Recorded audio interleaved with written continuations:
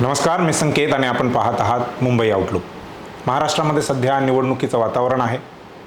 कालच उमेदवारांचे अर्ज मागे घेण्याची शेवटची तारीख होती. ती तारीख संपलेली आहे. बऱ्याच ठिकाणी महायुती व महाविकास आघाडी दोघांनाही बंडखोरांचे बंड थंड करण्यामध्ये यश आलेलं असलं तरीही अजूनही बंडखोरी पूर्णपणे थंड झालेली नाही.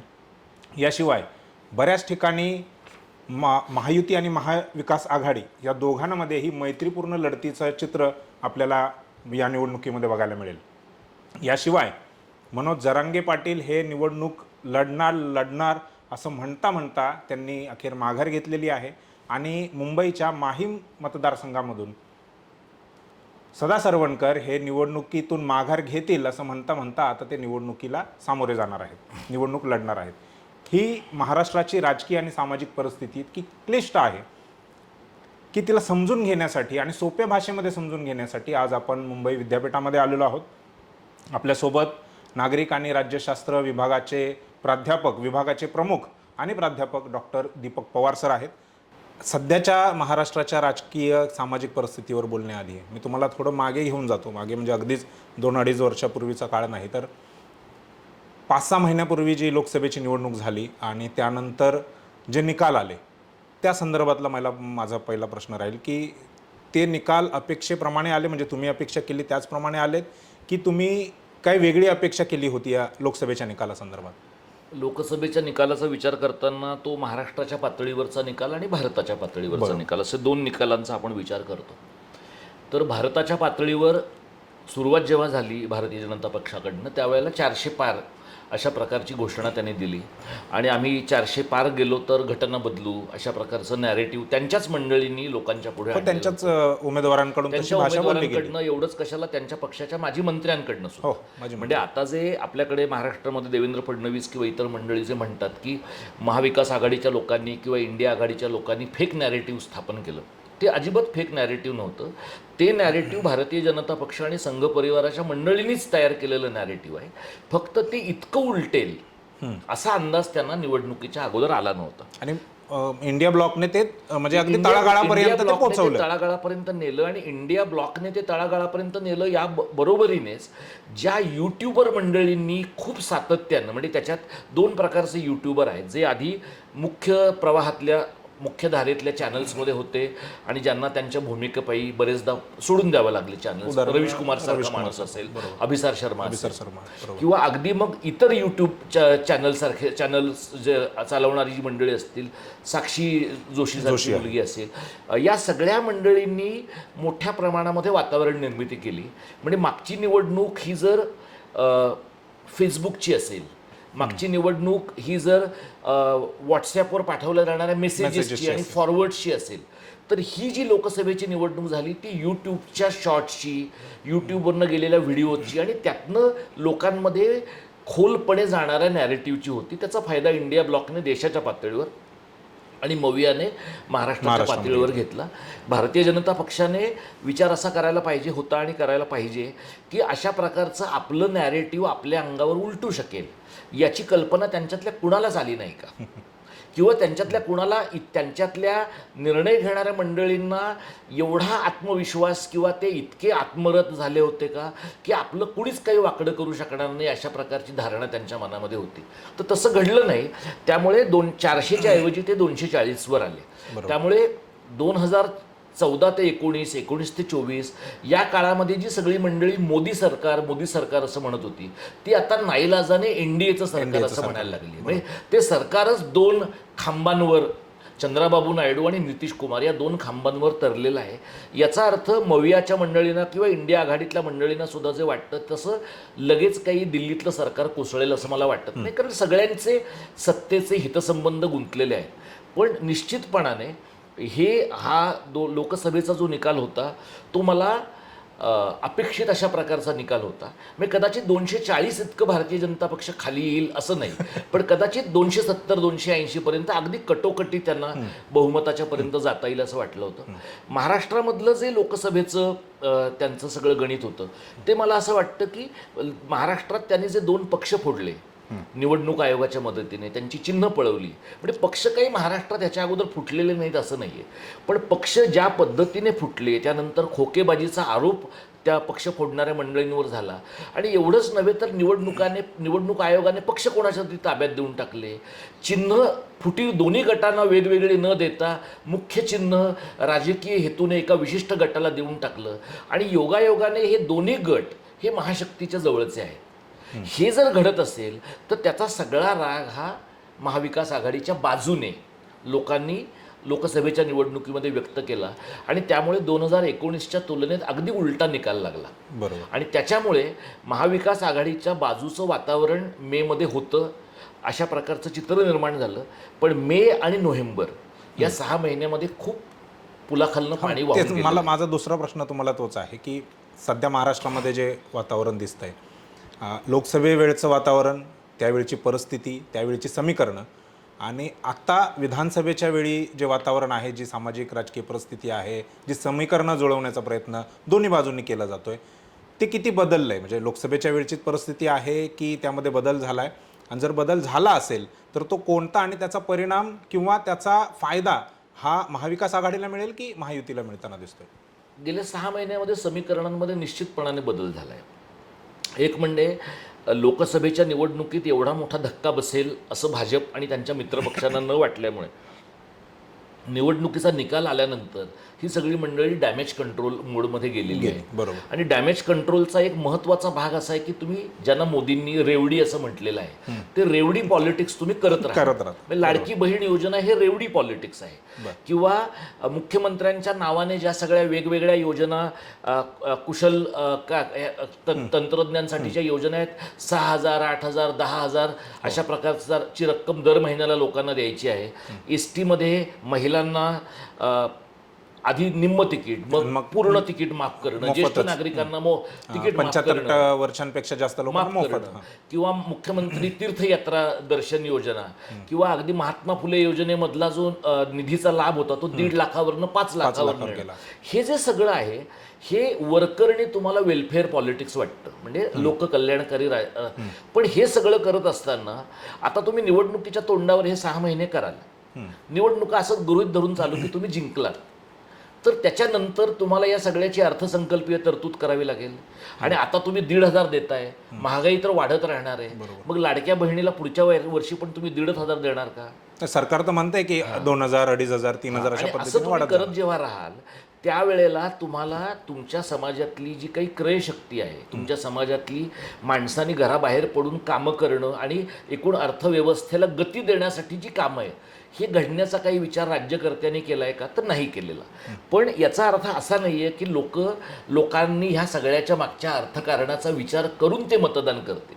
आता लोकांना काय दिसतं की जवळपास 2 ते 2.5 कोटी स्त्रियांच्या व्यक्तिगत बँक खात्यामध्ये किमान 6,000 आणि जास्तीत जास्त 7,500 रुपये गेले. कदाचित काही स्त्रियांच्या खात्यामध्ये गेले नसतील, कमी गेलेले असतील, पण तरी सुद्धा अशा प्रकारची रक्कम आपल्या व्यक्तिगत खात्यामध्ये जाणं ही ज्या स्त्रीचं आयुष्य रोजगार हमी योजनेवर अवलंबून आहे, किंवा शेतात भांगळणी करण्याच्या ह्याच्यावर अवलंबून आहे, किंवा जिला घरामध्ये मिळणारा पैसा हा नवऱ्याच्या इच्छेवर किंवा मुलाच्या इच्छेवर अवलंबून आहे, त्या बाईच्या हातामध्ये अशा प्रकारची रक्कम येणं हा गेम चेंजर भाग असू शकतो. हे महायुतीला विरोध करणाऱ्या मंडळींनी समजून घेतलं पाहिजे. आणि हे अर्थशास्त्रदृष्ट्या एकदम अनव्हायबल अशा प्रकारची भूमिका जरी असली तरी यांच्या डोक्यात एवढंच आहे की 6 महिने आपण काढायचे द्यायचंय, आपण नोव्हेंबर पर्यंत. म्हणजे काल शिंदे साहेबांनी जेव्हा विधानसभेच्या प्रचाराची सुरुवात केली तेव्हा ते म्हणले की तुमचे डिसेंबरचे पैसे आम्ही नोव्हेंबरमध्ये देणार आहोत. आता डिसेंबरचे पैसे नोव्हेंबरमध्ये देणार आहोत. 20 तारखेला निवडणूक आहे, 23 तारखेला ज्यांचं कोणाचं सरकार येणार आहे ते येणार आहे. जर समजा यांचं सरकार परत आलं तर 2 दिवसामध्ये पैसे देणं किती कठीण आहे. म्हणजे एका अर्थाने तुम्ही 4 ते 5 महिन्यांचे पैसे देऊन एक प्रकारे लोकांना आमिष दाखवलं आहे आणि पुढचा हप्ता देण्याचं पण आमिष तुम्ही दाखवत आहात. याला जे काउंटर नॅरेटिव्ह आहे महाविकास आघाडीचं की नाही नुसते बहिणींना पैसे देऊन कसं चालेल, बहिणी सुरक्षित पण राहायला पाहिजे. पण असं बहिणींना वाटतंय का? बहिणींना काय वाटतंय की पैसे मिळाले पाहिजेत आणि आपण सुरक्षित पण राहिलं पाहिजे. पण पैसे मिळाले पण सुरक्षित नाही राहिलो तर महायुतीला मतदान करणार नाही असं बहिणी म्हणतायत का? कारण सर्वे जे आहेत ते सी वोटरचा सर्वे असेल किंवा त्याच्या अगोदर झालेला लोकनीतीचा सर्वे असेल CSDSचा, तर त्या सर्वेमध्ये असं दिसतंय की लाडकी बहीण योजना जी आहे त्याचा लाभ मिळालेले आणि त्यातून खुश असलेले सरकारवरती असे 40% वर महिला आहेत. मुंबईमध्ये सी वोटरचा सर्वे सांगतो की 51% महिला अशा आहेत की ज्या महायुतीच्या बाजूने आहेत, खास करून ह्या योजनेच्या संदर्भामध्ये.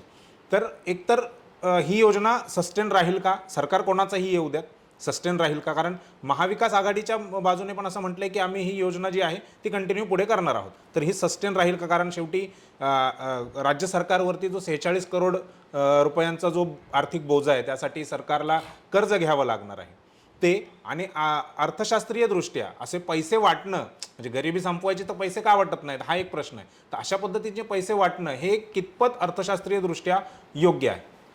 आता तुम्ही जो मुद्दा मांडलात म्हणजे तुम्ही 2 सर्वे सांगितले, लोकनीतीचा आणि सी वोटरचा. त्यातला लोकनीतीचा किंवा CSDSचा जो सर्वे आहे तो तुलनेनं निपक्षपातीपणाने होतो असं म्हणायला वाव आहे. सी वोटरच्या सर्वेबद्दल मात्र साशंकता आहे असं म्हणता येईल. कारण आणि त्याच्यावर त्याचे आरोप पण झालेले आहेत. सी वोटरचे जे कर्ते मंडळी आहे त्यांची तुम्ही आयडिओलॉजिकल बॅकग्राऊंड बघितली, नागपूरचेच आहेत ते तुमच्या लक्षात येईल. आता प्रश्न असा आहे की तुम्ही लोकांच्या खात्यामध्ये पैसे टाकून गरिबी संपवू शकता का तुम्ही लोकांना रोजगारक्षम अशा प्रकारची वातावरण क्रयशक्ती निर्माण करू शकता? तर आता महाविकास आघाडीच्या मंडळींनी म्हटले की आम्ही काय योजना बंद करत नाही. कारण कुणीतरी मध्ये मला वाटतं सुनील केदार का कोणतरी मध्ये एका भाषणामध्ये असं म्हणाले की आम्ही आलो की बंद करून टाकू. कदाचित नंतर ते असंही म्हणाले असतील की माझ्या विधानाचा विपर्यास झालेला आहे. पण महाविकास आघाडीची पंचायत अशी आता झाली आहे की त्यांना कितीही लाडकी बहीण योजना आर्थिकदृष्ट्या अव्यवहार्य आहे हे माहीत असलं, कळत असलं तरी 20 नोव्हेंबरपर्यंत त्यांना हे बोलण्याचं स्वातंत्र्य नाही. कारण शिंदे, फडणवीस आणि अजित पवार यांनी त्यांना अशा प्रकारे खिंडीत पकडलंय की आम्हाला मतं द्या तर आम्ही योजना चालू ठेवू, यांना तुम्ही मतदान केलं तर हे योजना बंद करणार आहे. त्यामुळे सरकार स्थापन होईपर्यंत असं गृहीत धरून की महाविकास आघाडीचं सरकार येईल, महायुतीचं आलं तर त्यांना आहे ते मागच्या पानावरून पुढे सुरू करतात. पण महाविकास आघाडीच्या सरकारला जर ते आलेच तर आर्थिक अव्यवहार्यतेचा विचार हाच 23 नोव्हेंबरच्या नंतरच बोलून दाखवता येणं शक्य आहे. तोपर्यंत तरी त्यांना आपण फक्त ही योजना चालू ठेवू असं नाही तर कदाचित या भावांच्या पेक्षा दुसरे भाऊ जास्त पैसे देतील असंच सांगणं भाग आहे. आणि त्यातनं मला वाटतं की कोणाच्याही डोक्यामध्ये हे राज्य कसं चालेल, या राज्यामधल्या पायाभूत सुविधा कशा विकसित होतील, या राज्यामध्ये दुष्काळी भागांमध्ये म्हणजे माझे काही सहकाऱ्यांनी दुष्काळ आणि क्लायमेट चेंज या विषयावर काम करताना त्यांच्या असं लक्षात आले की एकेका गावामध्ये 100 200 300 बोरवेल लोकांनी काढल्यात आणि 900-1000 फुटापर्यंत पाणी मिळत नाही. आता अशी परिस्थिती असेल तर तुम्ही लोकांना जे पैसे देताय ते उद्या लोकांनी पाणी विकत घेण्यासाठी वापरायचं आहे का? त्यामुळे शेतीचं काय करायचं, दुष्काळाचं काय करायचं, पिण्याच्या पाण्याचं काय करायचं, पायाभूत सुविधांचं काय करायचं, माणसांचं आयुर्मान वाढतंय तर वाढलेल्या आयुर्मानामध्ये तुम्हाला कायम महात्मा फुले आरोग्य योजना तुम्हाला फायद्यात पडणार आहे का? तुमच्या गावात प्राथमिक आरोग्य केंद्र असलं पाहिजे आणि तुमच्या गावामध्ये इमर्जन्सीची पण सोय असली पाहिजे. तर याचा विचार ना राजकीय पक्ष करतायत ना त्यांचे जे सगळे पंटर तुम्हाला निवडणुकीच्या वेळेला धाब्यावर जाऊन फुकटची दारू रिचवताना तुम्हाला दिसतात ते तुम्हाला करताना दिसत आहेत. आणि आपलं मत हे बाजारपेठेतल्या विशिष्ट मूल्याला उपलब्ध आहे असं म्हणणारा जो मतदार आहे आणि जो मोठ्या प्रमाणात आहे आणि जो सर्वपक्षीय आहे तोही मतदार याचा काही फार विचार करतोय असं नाही. अशा परिस्थितीमध्ये मला असं वाटतं की सरकार कोणाचंही येऊ नोव्हेंबरमध्ये अतिशय कठीण अशा प्रकारच्या आर्थिक स्थितीला त्या सगळ्या मंडळींना सामोरं जावं लागणार आहे. म्हणजे तुम्ही काय करताय तर एका योजनेचा पैसा दुसऱ्या योजनेमध्ये घालताय तात्पुरता, पण नोव्हेंबर नंतर तुम्हाला नव्याने तरतुदी कराव्या लागतील. सप्लिमेंटरी बजेटमध्ये तुम्हाला ठरवावं लागेल किती काय खर्च झालेला आहे. आणि जानेवारी फेब्रुवारीपासून महाराष्ट्रामध्ये दुष्काळाच्या झळा जर लागायला लागत असतील तर ज्यांचं कोणाचं नवं सरकार येईल त्या मंडळींना हा पण विचार करावा लागेल की त्या खात्यामध्ये 1,500 ठेवणं ही आपली प्रायोरिटी आहे का शेतकरी आणि कामगार जिवंत राहणं ही आपली प्रायोरिटी आहे. बरोबर. तुम्ही नोव्हेंबर नंतर म्हणजे नवीन सरकार बनल्यानंतर त्यांच्यासमोर काय चॅलेंजेस असतील हे तुम्ही थोडक्यात सांगितलं. मला हे विचारायचं आहे तुम्हाला की आत्ता म्हणजे ह्या निवडणुकीच्या काळामध्ये महाविकास आघाडी आणि महायुती किंवा इतरही जे पक्ष निवडणूक लढवत आहेत, केवळ या दोघांबद्दलच चर्चा नको व्हायला, इतरही जे पक्ष निवडणूक लढवत आहेत, तिसरी आघाडी आहे, वंचित बहुजन आघाडी आहे, जानकरांचा वेगळा आहे, मनसे वेगळं लढत आहे, तर ह्या सगळ्यांसमोर ह्या निवडणुकीमध्ये चॅलेंजेस काय आहेत? सगळ्यांसमोरच. आता तुम्ही म्हणालात तर आपण असं करून बघूया की मविया आणि महायुतीचा विचार आपण सरते शेवटी करू. आधी आपण जे परिघावरचे लोक आहेत, बरोबर, पण जे सध्या वोट कटर असतील किंवा ज्यांच्यामुळे अनेक अटीतटीच्या मतदारसंघांमध्ये परिणाम होण्याची शक्यता आहे, अशा लोकांचा आपण जर प्राधान्याने विचार करायचा तर तुम्ही वंचित पासून आपण सुरुवात करू. आता वंचित आणि मविया किंवा वंचित आणि पुरोगामी म्हणले जाणारे मेनस्ट्रीमचे पक्ष यांच्यामध्ये लव्ह हेट रिलेशनशिप आहे. म्हणजे 2019 मध्ये मोठ्या प्रमाणावर काँग्रेस आणि राष्ट्रवादीचे उमेदवार प्रकाश आंबेडकरांनी आणि त्यांनी अलायन्स न झाल्यामुळे पडले आणि बऱ्याच लोकांनी प्रकाश आंबेडकरांना भाजपची बी टीम म्हटलेलं आहे. आता मध्ये 5 वर्ष उलटून गेलेली आहेत. 24च्या निवडणुकांमध्ये मेमध्ये लोकसभेच्या वेळेला त्यांच्यामध्ये चर्चांच्या खूप फेऱ्या पण झाल्या. म्हणजे इतकं वातावरण अनुकूल आहे अशा प्रकारचं चित्र निर्माण करण्यात आलं की उद्धव ठाकरे प्रकाश आंबेडकरांच्या घरी गेले, पत्रकार परिषद दोघांनी सोबत घेतल्या, संजय राऊत आणि प्रकाश आंबेडकर यांचा दोस्ताना आहे अशा प्रकारचं चित्र निर्माण झालं. पण असं दिसतं की प्रकाश आंबेडकर इव्हेंच्युअली आपल्यासोबत राहणार नाहीत हे मवियातल्या 3ही घटक पक्षांना सुरुवातीपासून माहीत होतं आणि कदाचित प्रकाश आंबेडकरांनाही माहिती होतं. त्यामुळे मागच्या वेळेला जसं त्यांनी एकमेकांशी भांडणं अंगावर ओढवून घेतली तसं न करता यावेळेला त्यांनी चर्चेचा देखावा चालू ठेवला. दीर्घकाळ चर्चेचा म्हणजे तुम्हाला असं म्हणायचं आहे का की प्रकाश आंबेडकरने हे दाखवण्याचा प्रयत्न केला की मी त्यांच्यासोबत जाण्याचा प्रयत्न करतोय, परंतु ते आम्हाला सोबत घ्यायला तयार नाही, दोष त्यांना द्या, मला देऊ नका. आता असं आहे की ह्याचा विचार तुम्ही प्रकाश आंबेडकरांच्या बाजूनेही करू शकता, विरोधातही करू शकता. म्हणजे प्रकाश आंबेडकरांच्या बाजूने विचार करायचा तर ते असं म्हणतात की मी मुसलमानांना तिकीटं दिली, मी बौद्धेतर दलितांना तिकीटं दिली, मी आदिवासींना दिली. म्हणजे अगदी प्रकाश आंबेडकरांनी किनवटमध्ये जो भारिप बहुजन महासंघाचा प्रयोग केला तिथपासून प्रकाश आंबेडकर हे प्रयोगशील राजकारणी आहेत. यशस्वी आहेत का हा दुसरा वेगळा चर्चेचा मुद्दा असू शकतो. ते त्यांच्या पद्धतीने प्रयोग करत राहील. आता त्यांचं जर असं म्हणणं असेल की मी यांच्या पडछायेमध्ये किती दिवस राहायचं, तर जोपर्यंत काँग्रेस आणि राष्ट्रवादीचं दुकान बंद होत नाही तोपर्यंत वंचित बहुजन आघाडी महाराष्ट्राच्या राजकारणामध्ये मध्यवर्ती अवकाशात येऊच शकत नाही. तर या प्रोसेसमध्ये जर ते काँग्रेस आणि राष्ट्रवादीला निकामी करण्याचं राजकारण म्हणून मध्ये चर्चा मध्ये भांडण असं करत असतील तर त्यांना दोष देता येईल का? तर वास्तववादी राजकारणाचा विचार करता त्यांना नाही दोष देता येणार. दुसरीकडे त्यांच्या सध्याच्या निवडणुकीतल्या सहभागाचा फायदा कोणाला होतो आहे, तर तो भारतीय जनता पक्षाला होतो आहे हे उघड आहे. आणि पूर्ण वेगळं राहून प्रकाश आंबेडकरांनी जे मिळवण्याचा प्रयत्न केला लोकसभेमध्ये असं त्यांना वाटतं आहे, तर त्यातल्या कदाचित 2 जागा 4 जागा ज्या ठिकाणी स्वतः प्रकाश आंबेडकर कदाचित अकोल्यात उभे राहिले असते आणि मवियाच्या इतर घटक पक्षांनी त्यांना मदत केली असती, तर 98ला जसे महाराष्ट्रातले 4ही दलित पुढारी लोकसभेमध्ये एका वेळेला गेले, कदाचित त्यातल्या काही भागाची पुनरावृत्ती 2024मध्ये पण होऊ शकली असती. पण मुळामध्ये प्रकाश आंबेडकरांना अशा पद्धतीनं स्वतःला लोकसभेत जायचं आहे का? त्यांचा पक्ष, त्यांची आघाडी यातले 2 लोक 4 लोक यांना घेऊन त्यांना संसदीय राजकारण करायचं आहे का त्यांना कायम चळवळीतनं कन्वर्ट झालेलंच राजकारण करायचं आहे, ह्याच्याबद्दल मला शंका आहे. म्हणजे मी त्यांच्यावर असा घासून गुळगुळीत झालेला जो ते यांची बी टीम आहेत, ते त्यांची सी टीम आहेत अशा प्रकारचा आरोप यासाठी करणार नाही, कारण प्रत्येक पक्ष हा कुठल्या तरी पातळीवर कोणाची तरी बी टीम असतोच. म्हणजे बी टीम म्हणण्यापेक्षा त्याच्या राजकारणाचा कोणाला तरी फायदा होत असतो. कसं आहे की बी टीम हे माध्यमातल्या लोकांनी लोकप्रिय केलेलं नॅरेटिव्ह आहे. म्हणजे 85 सालापासून सेना आणि भाजप यांनी एकत्र निवडणुका लढवल्या.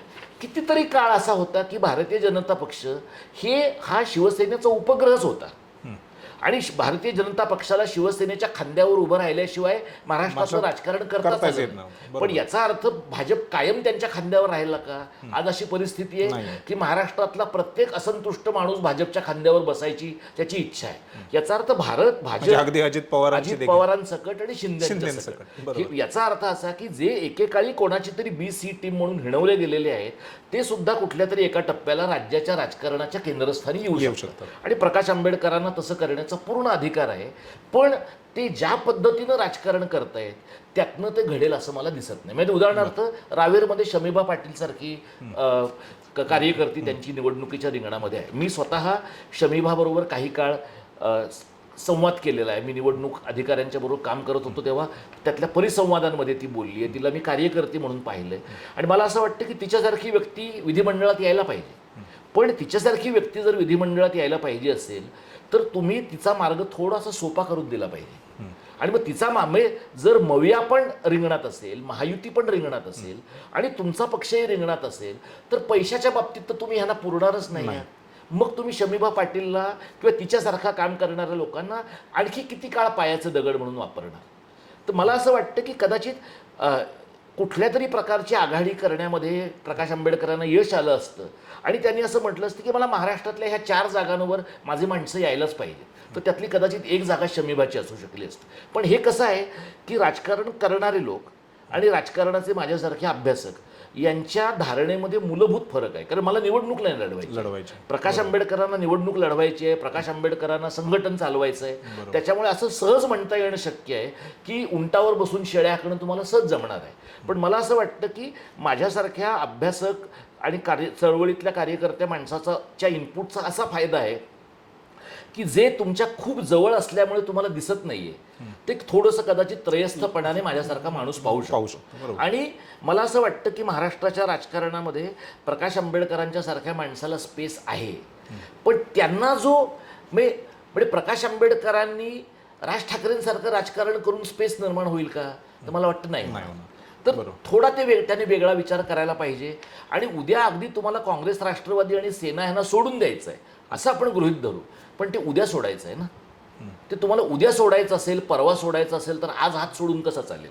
तर हे मला असं वाटतं की थोडंसं घिसाड घ्यायचं आहे असं मला वाटतं. दुसरा आहे राजू शेट्टींचा प्रश्न आहे, तिसरी आघाडी. म्हणजे तिसरी आघाडी नावाची काही गोष्ट आपल्याकडे अस्तित्वात आहे असं मला व्यक्तिशः वाटत नाही. कारण ज्या लोकांची एकेकाळी तिसरी आघाडी व्हायची तीच माणसं आता पहिल्या आणि दुसऱ्या आघाडीत आहे. आता महायुती ही पहिली आघाडी आहे का मविया ही पहिली आघाडी, ह्याच्याबद्दल त्यांच्यात वाद असतील, ते सोडून देऊया आपण. पण 2019 पर्यंत आपल्याकडे 2 पक्षाची आघाडी, 2 पक्षाची युती आता होती. आता आपल्याकडे 3 पक्षांची आघाडी आणि 3 पक्षांची युती.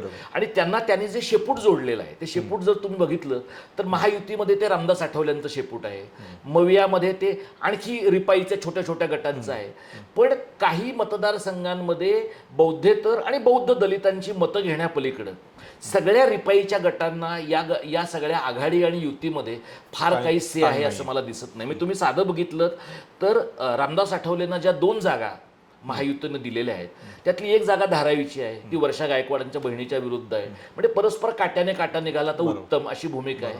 दुसरी जी जागा दिली आहे ती कालिनाची आहे, तिथे काम करणारा माणूस हा भारतीय जनता पक्षाचा आहे. म्हणजे ज्या पद्धतीचं निर्यात धोरण भाजपने या निवडणुकीमध्ये केले ते केवळ अफलातून आहे. त्यांनी आपल्या मित्रपक्षांमध्ये आपली सगळी माणसं पोचवून त्यांना त्यांची चिन्ह घ्यायला शिंदेच्या पक्षामध्ये आहे, दादांच्या पक्षामध्ये आहे.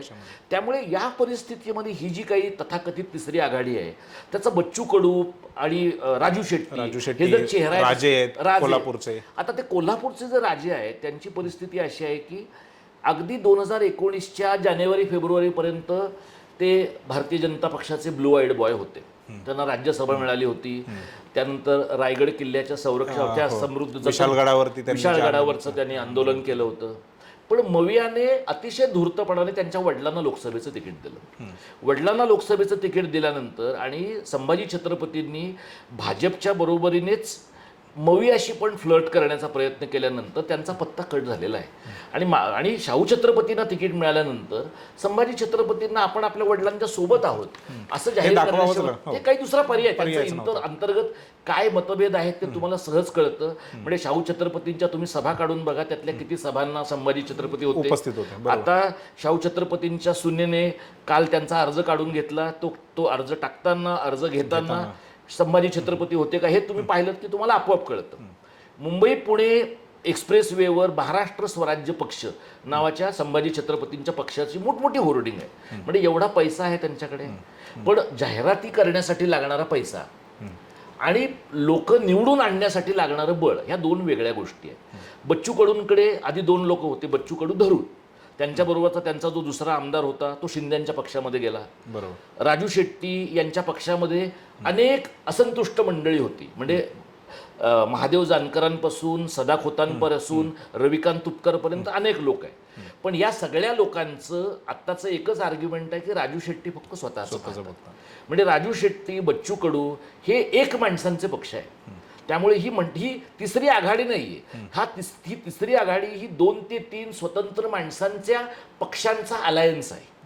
त्यामुळे हे आघाडी धर्म तिथे नाहीये किंवा आघाडीचं हित व्हावं असं नाही. आपल्याला काय मिळेल ह्याच गोष्टीवरती आघाडी बनली. हे लोक तसेही अपक्ष नाहीयेत. म्हणजे जसं 95 साली शरद पवारांच्या प्रेरणेने काही मंडळी अपक्ष उभी राहिली आणि मग त्यांनी युतीच्या सरकारला मदत केली, तशा प्रकारचे पण अपक्ष हे नाहीयेत. कारण हे संख्येने एका हाताच्या बोटावर मोजण्या इतकी पण नाहीयेत. त्यामुळे बच्चू कडूंचे 2 लोक होते, आता ते एकटेच उरले. राजू शेट्टींच्या पक्षाच्या बद्दल तुम्ही त्यांच्या कोल्हापूर परिसरातल्या लोकांची मतं जर पाहिली तर लोक म्हणतायत की राजू शेट्टी फक्त स्वतःचा विचार करतायत, संघटनेचा विचार करत नाहीत. त्यामुळे तिसऱ्या आघाडीचं अजिबात काही होईल असं मला दिसत नाही. 1-2 जागा त्यांना म्हणजे स्वतः बच्चू कडू जर पडले तर मला आश्चर्य वाटणार नाही.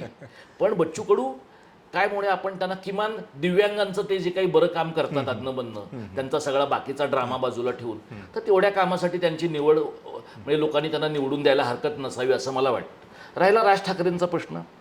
राज ठाकरेंचा असा आहे की 2006 साली त्यांनी जेव्हा पक्ष स्थापन केला तेव्हा शिवसेनेच्या हिंदुत्वाकडे गेल्यामुळे नाराज झालेल्या लोकांनी, विशिष्ट मराठी लोकांनी त्यांची बाजू घेतली.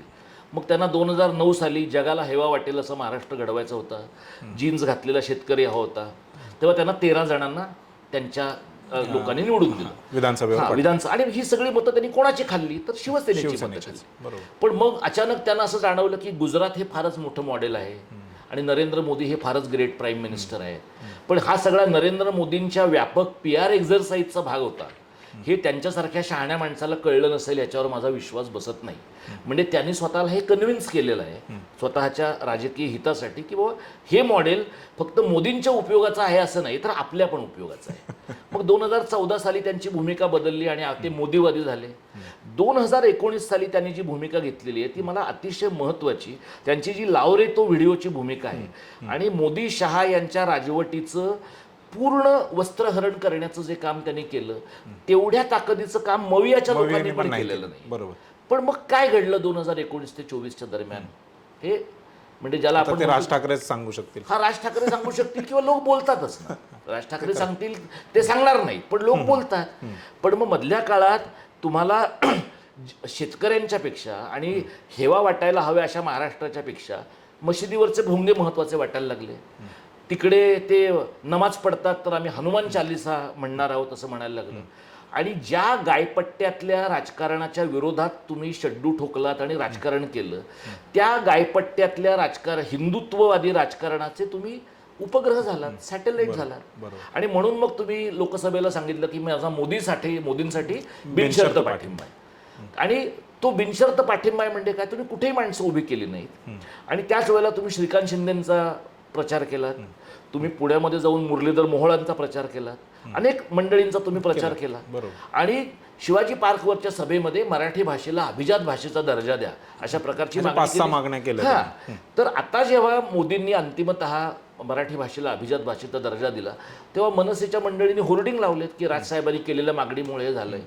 ज्यांना मोदी आणि शहा यांचं राजकारण थोडंफार माहीत आहे त्यांना हे कळेल की त्या दोघांच्या मनात असल्याशिवाय ते काही करणार नाही. त्यामुळे राज ठाकरेंनी शिवाजी पार्कवरनं मागणी केली असती किंवा लाल किल्ल्यावरनं मागणी केली असती तरीही मोदींनी ते केलं नसतं. 2024ची विधानसभेची निवडणूक गळ्याशी आली आहे आणि महायुतीचं सरकार जाऊ शकतं. मुंबईतलं आर्थिक दुकान बंद होऊ शकतं आणि एक मोठी तिजोरी आपल्या हातून पुढची 5 वर्ष जाऊ शकते. हे मराठीला अभिजात भाषेचा दर्जा मिळण्याचं महत्त्वाचं कारण आहे. मराठी भाषेवरचं प्रेम, मराठी भाषेची प्राचीनता हे जे बोगस मराठी अभिजन आहेत त्या बोगस मराठी अभिजनांना जे वाटतंय तसं अजिबात घडलेलं नाहीये. पण ठीक आहे, मराठीच्या अभिजाततेचा दर्जा मिळाल्यामुळे काही लोकांना आनंद झालाय. आता राज ठाकरेंनी जवळपास 125च्या पेक्षा अधिक मतदारसंघांमध्ये माणसं उभी केली. संदीप देशपांडेला पण त्यांनी उभं केलंय वरळीमध्ये. जो माणूस दादरच्या बाहेर कधी गेलेला नाही त्याच्या स्वतःच्या पक्षाच्या कामासाठी त्याला तुम्ही केवळ आदित्य ठाकरेंना डॅमेज डॅमेज करायचं करायचं ते ठीक आहे, तुम्हाला निवडणुकीमध्ये कुणालाही डॅमेज करण्याचा अधिकार आहे. तसा सदा सरवणकरांना पण तुमच्या मुलाला डॅमेज करण्याचा अधिकार आहे. आणि मग एका टप्प्याला तिरंगी लढत होऊन आम्ही ठाकरेंनी जिंकावं की तिरंगी लढत होऊन आदित्य ठाकरेंनी जिंकावं. म्हणजे मला असं वाटतं की आपल्याकडे जी धनदांडगी सगळी राजकीय घराणी आहेत त्या सगळ्या घराण्यांमधलं जे क्विडप्रोको आहे, देवाणघेवाण आहे, की तुझ्या मुलाला मी जिल्हा परिषदेत मदत करतो, मग मला तू पंचायत समितीत कर, तुला मी विधानसभेत करतो, मग तू मला विधान परिषदेत कर, तुला मी लोकसभेत करतो, तू मला राज्यसभेत कर, ही सरंजामांची जी देवाणघेवाण आहे ना, ही लोकशाहीच्या विरोधातली आहे. त्यामुळे अमित ठाकरेंनी निवडणूक लढवून जिंकलं पाहिजे. आदित्य ठाकरेंनी निवडणूक लढवून पुन्हा दुसऱ्यांदा जिंकलं पाहिजे.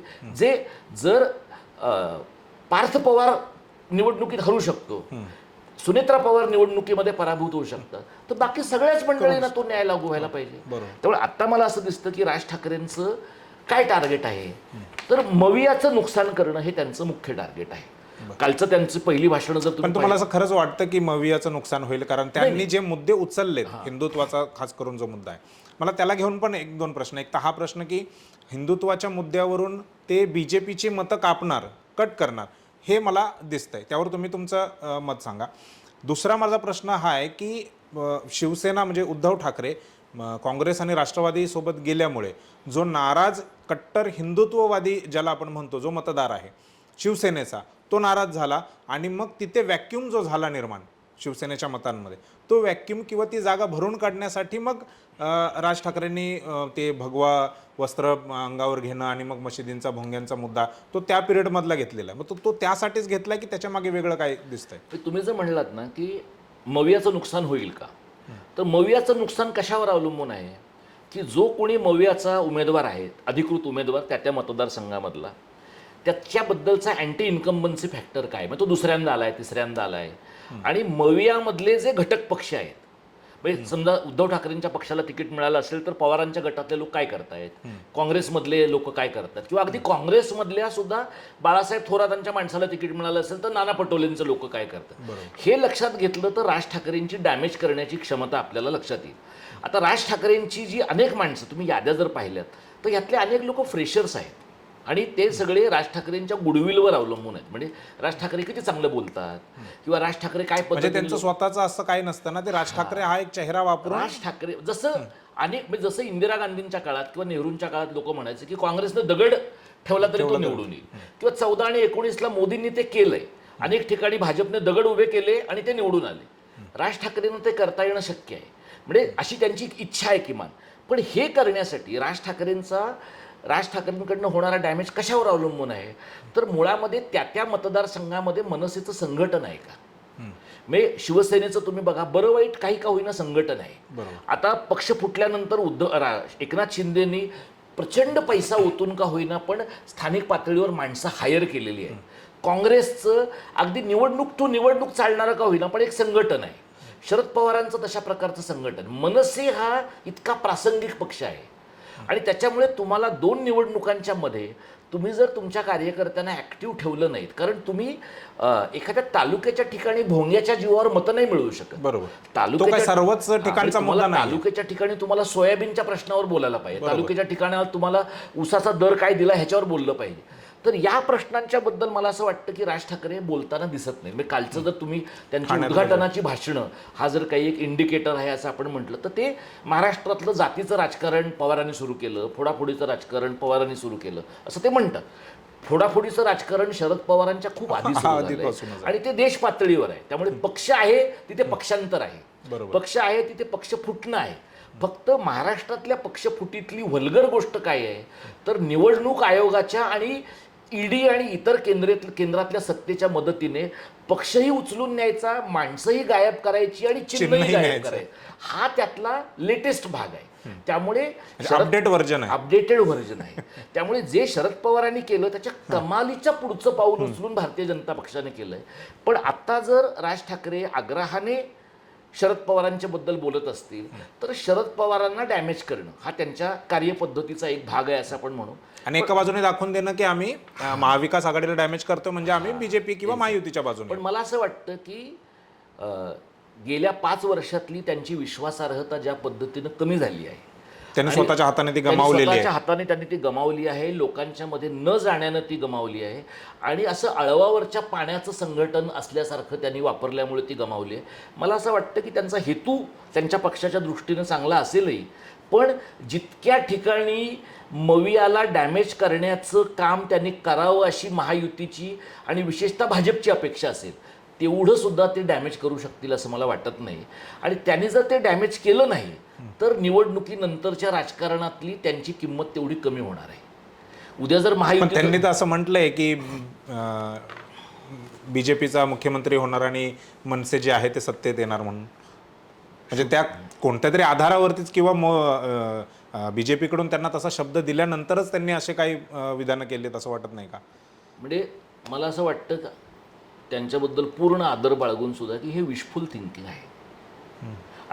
भाजपचा मुख्यमंत्री होईल की नाही हा दुसरा भाग आहे. ते महायुतीतले जे आताचे 3 घटक पक्ष आहेत, विशेषतः 2 घटक पक्ष म्हणजे शिंदेचा शिंदे पक्ष आणि आणि फडणवीस, हे लोक एकमेकांना किती कापतायत. कारण आता ते वरून एकमेकांचे मित्र दिसतात, पण आता खरी लढाई त्या दोघांमध्ये आहे महायुतीमध्ये. त्यामुळे हे दोघं एकमेकांना किती कापतात ह्याच्यावर नाही, माहीमच्या याच्यावरून ते अंतर्गत राजकारण त्यांचं समोर आलेलं पण आहे. म्हणजे आणि एकनाथ शिंदेनी जी काही छोटीशी त्यांची प्रतिक्रिया दिली त्याच्यामध्ये ते असं म्हणाले की त्यांनी परस्पर उमेदवार उभे केले. राज ठाकरेंनी म्हणजे त्यांनी जर परस्पर शिंद्यांना जिथे इंटरेस्ट आहे किंवा शिंद्यांना जिथे यशाची शक्यता आहे अशा मतदारसंघामध्ये उमेदवार उभे नसते केले तर कदाचित सदा सरवणकरांच्या मतदारसंघावर तडजोड झाली पण असते. आणि दुसरं मला असं वाटतं की Eknath Shinde, Ajit Pawar, for that matter even Sharad Pawar सुद्धा हे आपल्या इगोला आपल्या राजकीय प्रवासामध्ये फार आड न येऊ देणारे लोक आहेत. म्हणजे राज ठाकरेंनी समजा जर काल सदा सरवणकरांची भेट घेतली असती, वेळ दिला असता, त्यांना अगदी 5 मिनिटं वेळ देऊन जे त्यांना सांगायचं आहे तेच त्यांना आज सांगितलं असतं तरी सदा सरवणकर हा फक्त आमदार आहे. असू देत ते सिद्धिविनायक ट्रस्टचे अध्यक्ष आणि राज्यमंत्री पदाचा त्याला दर्जा असू दे. ते आपल्याला माहिती आहे त्याचं खरं स्वरूप काय आहे. पण राज ठाकरेंनी त्यांना बसवून जर सांगितलं असतं की तुमची सोय करण्याचं काहीतरी ठरलेलं आहे तर मला असं वाटतं की सदा सरवणकरांना सुद्धा एक सेफ पॅसेज मिळाला असता.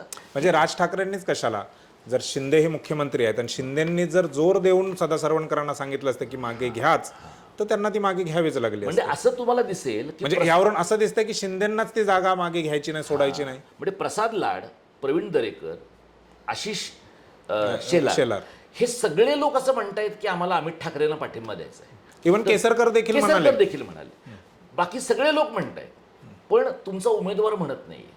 आणि तुमचा उमेदवार हा 3 टाइम सिटिंग MLA आहे तिथला. बरोबर.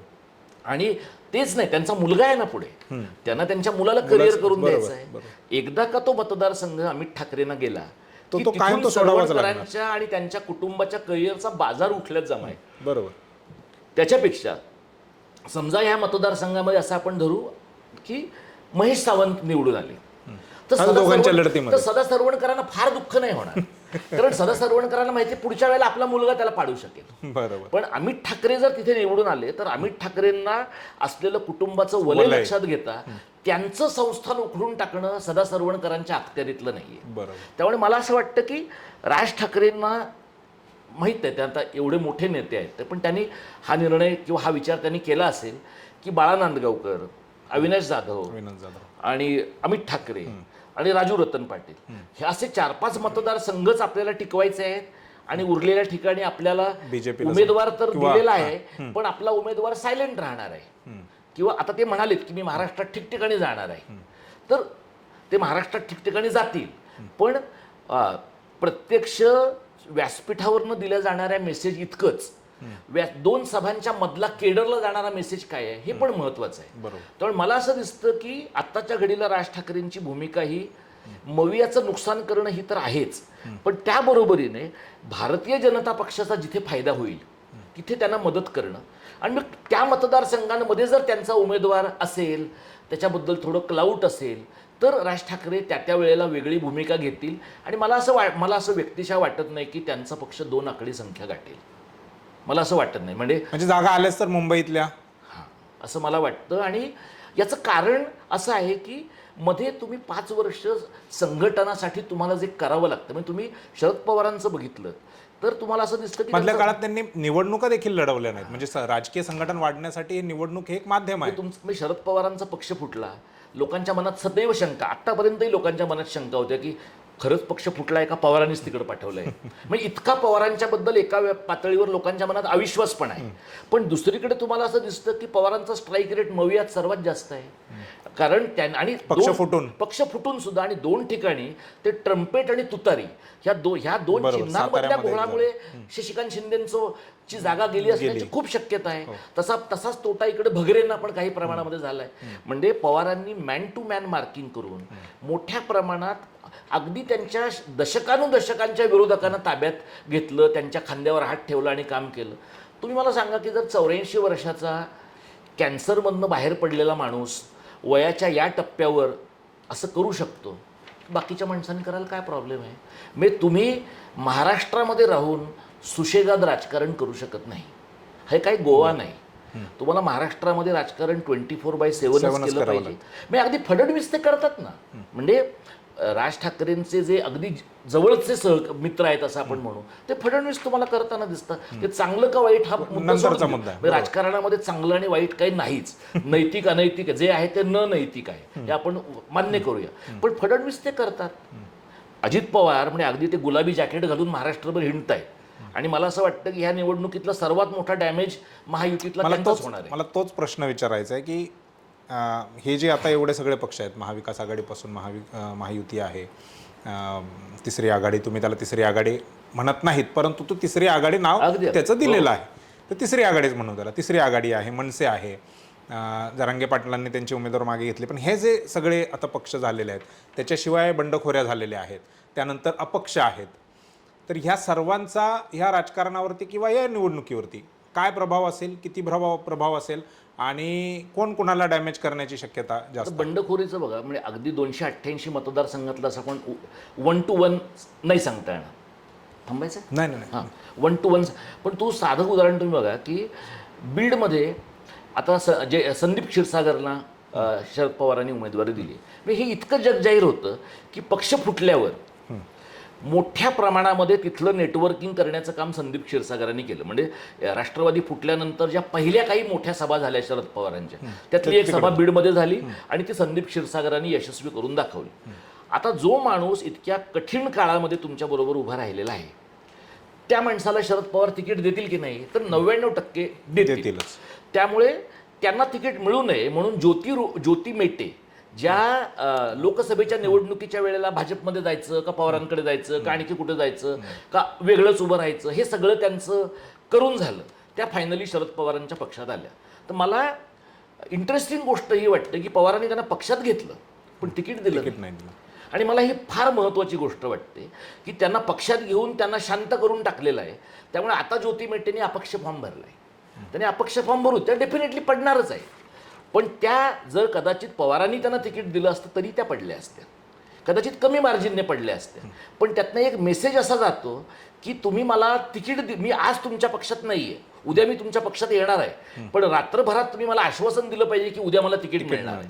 तर हे जे इतकं असं तात्कालिक पण आहे राजकारणातलं, ते कुठेतरी त्याला बांध घातल्याशिवाय बंडखोरांना, म्हणजे हे बंडखोर जे आहेत ना, ही काही वैचारिक बंडखोरी नाही आहे, ही तिकिटातनं आलेली, लबाडीतनं आलेली बंडखोरी आहे. तर काही ठिकाणी त्याला या पद्धतीनं तोंड दिलं. आता दुसरीकडे तुम्ही बघितलं तर इंदापुरात वर्षानुवर्ष ज्यांच्याशी दुश्मनी होती पवारांच्या कुटुंबाची, ते हर्षवर्धन पाटील दत्ता भरणेंना विरोध करण्यासाठी म्हणून पवारांच्या पक्षात आले. आता आबासाहेब जगदाळेंनी अपक्ष म्हणून त्यांचा अर्ज भरलेला आहे. तर मला असं वाटतं की 2014 मध्ये हर्षवर्धन पाटील पडले, 19 मध्ये हर्षवर्धन पाटील पडले, 24 मध्ये पडले असतं तर काय बिघडलं असतं? आणि हर्षवर्धन पाटलांच्या कुटुंबानेच इंदापूरवर राज्य करावं असं थोडं आहे. म्हणजे तिथे इलेक्टोरल मेरिट नावाची जी गोष्ट आहे ती पवारांनी पाहिली. बरोबर. म्हणजे ते इलेक्टोरल मेरिट महत्वाचं आहे, पण तुम्ही भाकरी उलथवणार की नाही? मग इलेक्टोरल मेरिटसाठी काही मोजक्याच संस्थानिकांच्या ताब्यात, मग संस्थानिक अ विरुद्ध संस्थानिक ब, आज तुमच्याकडे सरंजामदार आणि संस्थानिक सगळे, हे जे सरंजामदार संस्थानिक सगळे आहेत, या संस्थानिकांकडे स्वतःची फौज आहे आणि त्या फौजेतनं त्यांना मग काही युट्यूबरला पैसे दे, आणखी काही पद्धतीनं लोकांकडनं जाहिराती लावून घे, त्याशिवाय साखर साड्या कारखाने दे, आहेत, आणखी काही कर. हे मला वाटतं की दोन प्रकारची, म्हणजे आबासाहेब जगदाळेंची बंडखोरी वेगळ्या प्रकारची आहे, ज्योती मेटेंची बंडखोरी वेगळ्या प्रकारची आहे. तर हे जे आहे, या वेगवेगळ्या प्रकारच्या बंडखोरीकडे वेगवेगळ्या पद्धतीने पाहिलं गेलं पाहिजे. त्यामुळे सगळे बंडखोर यशस्वी होतील असं नाही, पण काही बंडखोरे असे आहेत की ते त्यांची किंमत वसूल करायला बसलेले आहेत.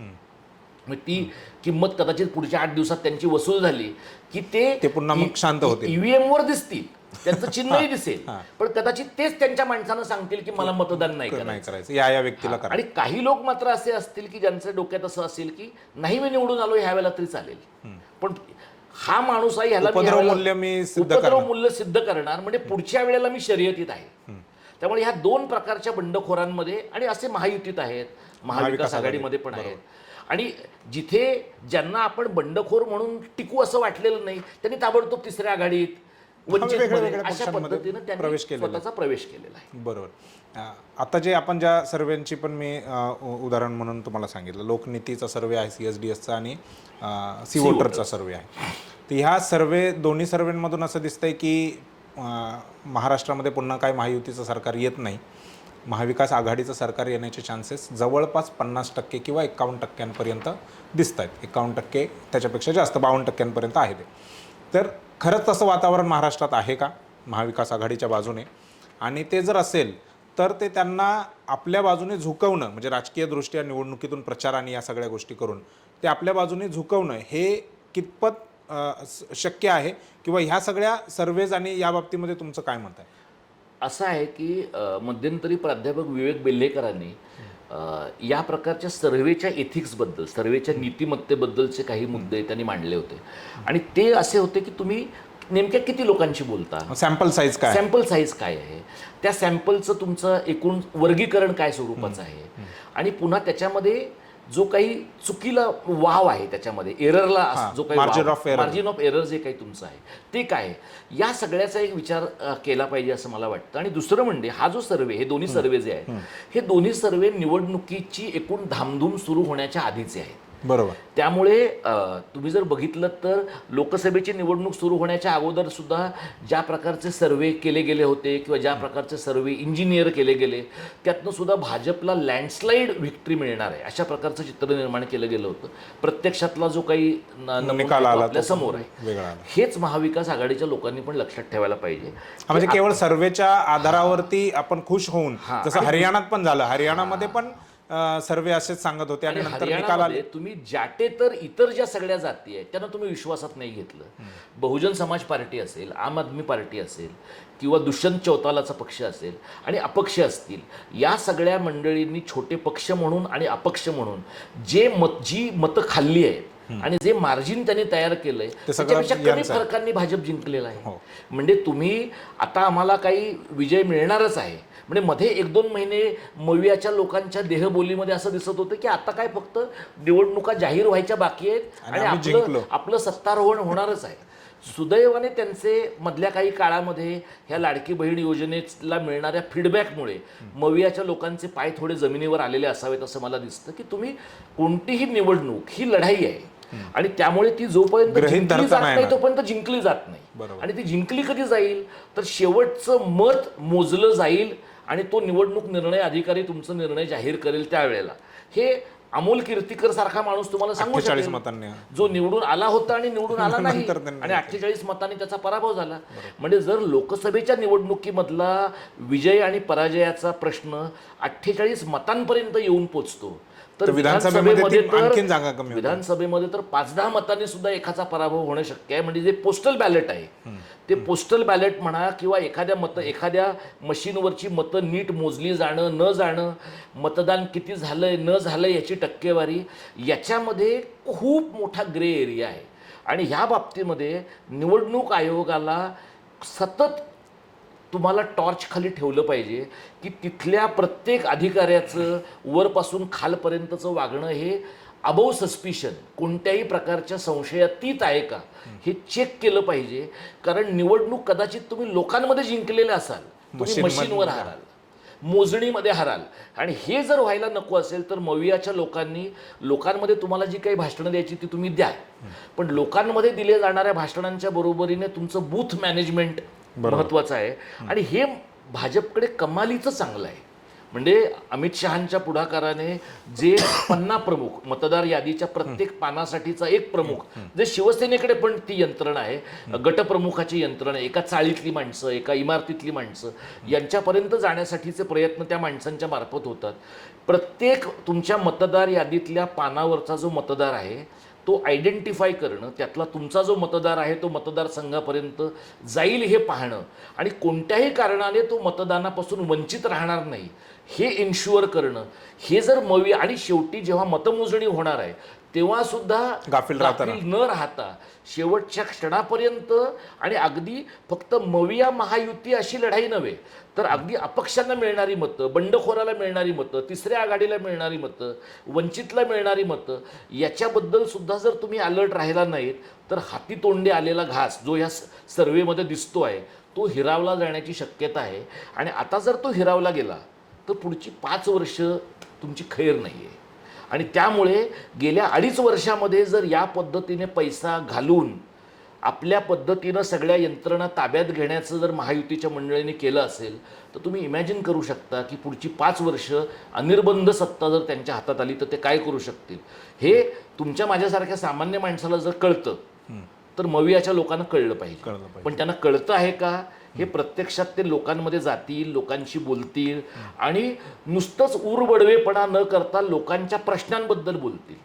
म्हणजे लोकांच्या दृष्टीनं आता हिंदुत्व हा मुद्दा नाहीये. बरोबर. ते कटेगे तो बटेंगे वगैरे ठीक आहे, ते व्हॉट्सॲप आर्मी आणि ट्रोलच्या लोकांच्या गोष्टी आहेत. तुम्ही लोकांच्या जगण्याच्या, पोटा पाण्याच्या, अस्तित्वाच्या प्रश्नाबद्दल बोललात तर तुमच्याबद्दल लोकांचा विश्वास बसेल. तर हे मवियाच्या लोकांना करायचं आहे का? त्यांनी केलं तर हे सर्वे खरं ठरवण्यासारखं काम त्यांच्याकडनं होईल.